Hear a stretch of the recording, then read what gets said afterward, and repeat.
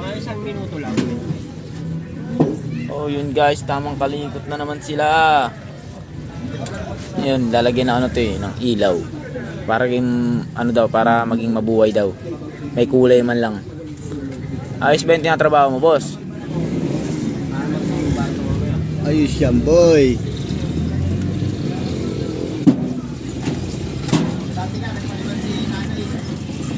Kasi papalitan niya ng ilaw. At dito guys, lalagyan natin ng ilaw dito guys. Dito mismo. Para pag ilaw, pak, sabog. Ilaw na lang ng ilaw yan, boy.